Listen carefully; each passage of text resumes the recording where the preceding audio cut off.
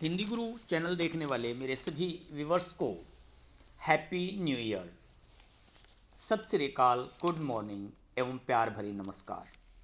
आने वाला वर्ष आप सब के लिए मंगलमय हो, सबके लिए खुशियां लेकर आए, सफलता लेकर आए, ऐसी मेरी कामना है।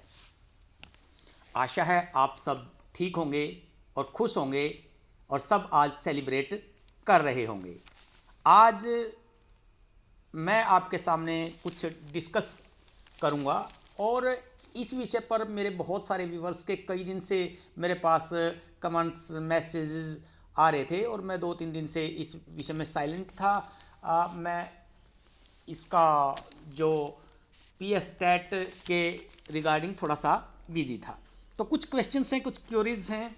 जो क्वेरीज हैं उनके बारे में हम चर्चा करेंगे। क्वेरीज हैं कि जो कैंडिडेट्स जनरल और ईडब्ल्यूएस दोनों में सिलेक्टेड, दोनों में जिन्होंने फॉर्म भरा है वो कौन सी कैटेगरी चुने। इसके बाद 23-64 की कुछ न्यू अपडेट्स है। मेरिट डाउन जाएगी और ओडीएल परफॉर्मे के बारे में बहुत सारे क्वेश्चंस क्वेरीज थी। और पीएसपी परफॉर्मा, जो पीएसपी परफॉर्मा है उसमें पीएसपी में क्या भरना है और क्या होता है पीएसपी। तो ये सारी जो बातें हैं मैं इस ऑडियो में डिस्कस करूँगा। बड़ा कोशिश करूँगा कि कम समय में इसको समराइज कर लूँ। तो पहले हम बात करते हैं जनरल या ईडब्ल्यूएस। दोस्तों, जिन्होंने डबल फॉर्म भरा है जनरल में भी ईडब्ल्यूएस में भी, मैं आपको बता देता हूँ कि आपने जिनके जो 100% अपने आप को सेफ मानते हैं, 70 से जो ऊपर हैं वो सारे के सारे जनरल में जाएं और बाकी 70 से यदि किसी के कम मार्क्स हैं तो वो केवल ईडब्ल्यूएस में ही जाए। फिर भी ये आपका निर्णय है, आप कहाँ जाना चाहते हैं, किस में जाना चाहते हैं, लेकिन ये मेरा अपना सजेशन है। इसके बाद 23-64 के बारे में अपडेट। दोस्तों, 23-64 के बारे में सरकार के साथ बार बार मीटिंग्स हो रही हैं, सरकार पर बड़ा सारा प्रेशर आ रहा है, लेकिन इसमें बहुत सारी जो इलीगलिटीज़ हैं वो हैं। आप सबको पता है, इसकी एडवर्टाइजमेंट नल एंड वाइड होगी, क्वैश होगी। तो अब क्या, जब जिसकी एडवर्टाइजमेंट क्वैश हो जाए तो उसको उसी बेस की मेरिट पर किसी भी तरह से नहीं भरा जा सकता। एडवर्टाइजमेंट क्वैश होने का अर्थ है, स्टक डाउन होने का अर्थ है कि उस एडवर्टाइजमेंट को नए सिरे से किया जाए। अब सरकार के पास कई सारी ऑप्शंस हैं, लेकिन कैंडिडेट के बेनिफिट के लिए क्या है, कैंडिडेट्स के हित के लिए क्या है।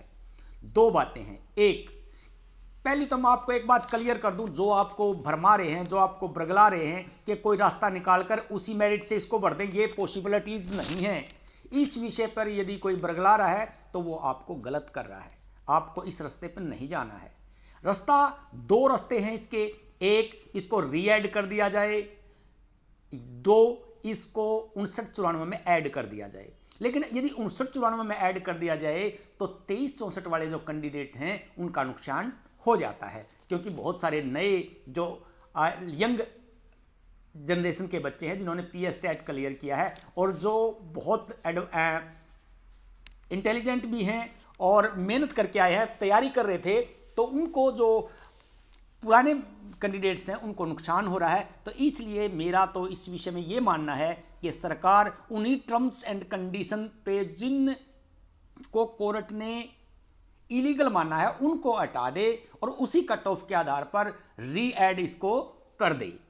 ये एक पॉसिबिलिटी है उन सब कैंडिडेट्स के लिए जो उस 23-64 में थे, क्योंकि जो मेरिटोरियस हैं वो 66-35 में आ जाएंगे और फिर 23-64 में उनको लाभ हो जाएगा। ये एक ऑप्शन है। यदि सरकार से इस बारे में बात की जाए, ये एक ही इशू है जिसके बारे में सरकार से बात की जा सकती है। यदि इस बारे में बात की जाए और इस तरह की कोई एडवर्टाइजमेंट, यदि उसमें कोई इलीगलिटीज़ नहीं आती हैं, तो ये कानूनी राय लेके तो ऐसी एक एडवर्टाइजमेंट की जा सकती है और जिन कैंडिडेट्स का लॉस हुआ है उनको बेनिफिट दिया जा सकता नए साल पर। और उनका, क्योंकि सबका हक है, सबको रोजगार चाहिए और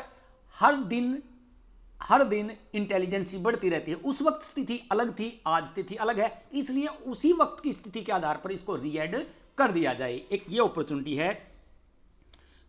और अगली बात है कि मेरिट डाउन जाएगी। हाँ, निश्चित तौर पर मेरिट डाउन जाएगी, पर कितनी जाएगी अभी इस समय ये कहना सही नहीं होगा।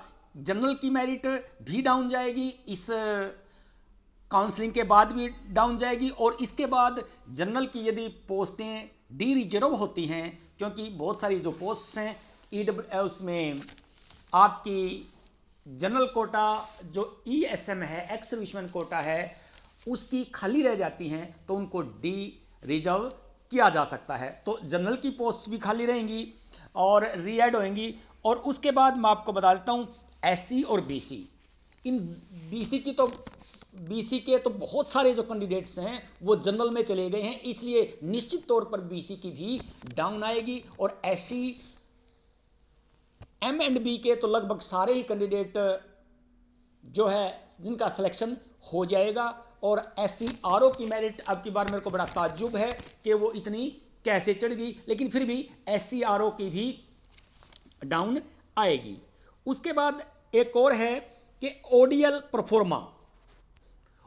प्रोफोर्मा केवल उन कैंडिडेट्स ने भरना है जिन कैंडिडेट्स ने कोई भी डिग्री, डिप्लोमा, BA या किसी भी प्रकार की जो क्वालिफिकेशन है वो डिस्टेंस लर्निंग मोड से की है, केवल उन्हीं ने भरना है। बाकी किसी ने, जो बच्चे +2 या रेगुलर BA करके आए हैं और जिन्होंने प्रॉपर रेगुलर अपना जो ETT या अन्य डिप्लोमा किया है, तो उनको किस ODL के बारे में सोचने की कोई ज़रूरत नहीं है, ना उनका कोई इससे कंसर्न है। आगे बात है PCP। ये मेरे से बहुत सारे कैंडिडेट्स का क्वेश्चन आया है कि सर PCP परफॉर्मा क्या भरें, हम भरें ना भरें। आपका PCP से कोई कंसर्न नहीं है। PCP का मतलब है पर्सनल कॉन्टैक्ट प्रोग्राम। ये जो पर्सनल कॉन्टैक्ट प्रोग्राम है ये केवल डिस्टेंस लर्निंग मोड में होता है, ये रेगुलर मोड में PCP नहीं होता है। इसलिए केवल उन्हीं को PCP भरना है जिन्होंने learning mode, distance learning mode से अपनी कोई क्वालिफिकेशन ली है। और एक बात है NCT रिप्लाई की, ये महत्वपूर्ण बात है, ये मैं आपको बता देता हूँ। ये मेरे पास मेरे एक साथी ने भेजी है, ये RTI का रिप्लाई है।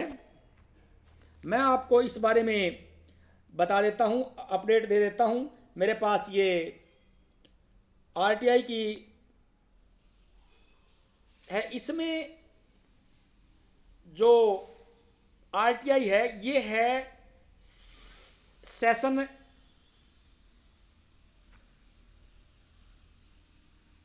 ये है, इसमें मैंने भी डिपार्टमेंट से पूछा था और इसके बाद ये NCT का रिप्लाई आया है। और NCT का रिप्लाई है, एक क्वेश्चंस देख लें, आप आंसर देख लें। ये मेरे पास मेरे एक व्यूअर ने पूछा था और उसके बाद मेरी उनसे काफ़ी डिस्कस हुई, काफ़ी हमने सुप्रीम कोर्ट का डिसीजन भी इसमें निकालना था। और मैंने आपको बताया था कि परस्यूम का अर्थ मैंने अलग से उसमें डिटेल से आपको बताया था। अब मैं आपको बता देता हूँ क्या क्या प्रश्न पूछे गए और NCT ने उनका क्या रिप्लाई दिया। पहला प्रश्न पूछा गया NCT से, is the TET certificate pass in the final year और final semester of the training course valid. यानी कि ट्रेनिंग कोर्स में टेट सर्टिफिकेट है फाइनल ईयर या किसी फाइनल सेमेस्टर में यदि कोई टेट कर लेता है, क्या वो रिक्रूटमेंट के लिए एलिजिबल है? तो उत्तर है the TET certificate will be valid for a specific period only provided the training course has been successfully completed. यानी कि कोई भी जो फर्स्ट फाइनल या फाइनल सेमेस्टर में यदि कोई टेट क्वालिफाई किया गया है, यदि फाइनल सेमेस्टर में टेट क्वालिफाई किया गया है तो वो वैलिड है। कब? जब आपका जो डिप्लोमा है, टेट जो क्वालिफिकेशन है यानी कि जो ETT या BEd वो पूरी हो जाए, उसके बाद ही वो वैलिड है, उससे पहले वैलिड नहीं है। ये कॉमन सेंस की बात है, ये आप सबको पता है, इसलिए कोई ज़्यादा इंपॉर्टेंट नहीं है, ये आप सबको पता है। दूसरा प्रश्न है इसमें, is there any necessary condition regarding the validity of the TET certificate that the TET certificate passed in the final year और final semester will be valid only if the training has successfully passed the training qualification before the declaration of the TET result. ये जो प्रश्न पूछा गया है ये प्रश्न दूसरा और तीसरा एक ही है। मतलब मैं आपको बता देता हूँ, इसका मतलब ये है कि कोई ऐसी कंडीशन है कि टेट सर्टिफिकेट तभी वैलिड होगा जब फाइनल ईयर और फाइनल सेमेस्टर में ट्रेनी जो है सक्सेसफुली पास कर लेगा टैट रिजल्ट से पहले। टैट रिजल्ट से, अब इसका मतलब समझो, वो कहता है यदि कोई टैट रिजल्ट आया और उससे पहले ट्रेनिंग किसी ने ईटीटी किसी की पूरी होगी, क्या तभी वैलिड है? ना। इसका उत्तर भी यह है, ना। There is no such necessary condition. ऐसी कोई कंडीशन नहीं है, आपका रिजल्ट कभी आए कोई, लेकिन कट ऑफ डेट से पहले होना चाहिए, अदरवाइज कभी आए कोई। अब जो ये दो क्वेश्चन तो थे केवल बेतुके सी बात थी। अब असली बात ये है जिससे सबका कंसर्न है, whether TET passed in first year और second semester of the training qualification is valid. प्रश्न पूछा गया है कि फर्स्ट ईयर में, फर्स्ट सेमेस्टर में, सेकंड सेमेस्टर में यदि कोई टेट क्वालिफाई करता है तो क्या वो रिक्रूटमेंट के लिए वैलिड है? जैसे 2018-20 सेशन के कैंडिडेट्स के साथ है कि वो फर्स्ट ईयर में थे तब उन्होंने टेट दिया था, तो क्या वो वैलिड हैं? इसका उत्तर सुनिए। The TET certificate passed in the first year और second year is also valid. कि चाहे आपने फर्स्ट सेमेस्टर में किया हो, चाहे आपने फर्स्ट ईयर में किया हो, चाहे आपने सेकंड ईयर में किया हो, चाहे आपने सेकंड सेमेस्टर में, फाइनल सेमेस्टर में किया हो, कभी भी किया हो, बशर्ते आपने वो ईटीटी या बीएड कंप्लीट कर ली हो, पास कर ली हो, तो उसकी वैलिडिटी रहती है, वो वैलिड है। और फिर देखो लिखा हुआ उन्हें, is also valid provided that course being trained has been passed, that will be valid only after completing the course being trained। यानी कि कोर्स कंप्लीट होने के बाद वो वैलिड है, आपने चाहे वो दाखला लेते ही कर लिया हो फर्स्ट सेमेस्टर में ही। तो ये बिल्कुल क्लियर है एनसीटी का रूल, इसलिए इस बारे में किसी को कंफ्यूजन रखने की जरूरत नहीं है। तो ये जानकारियां थी जो कई दिन से कई मेरे कैंडिडेट्स मेरे से पूछ रहे थे।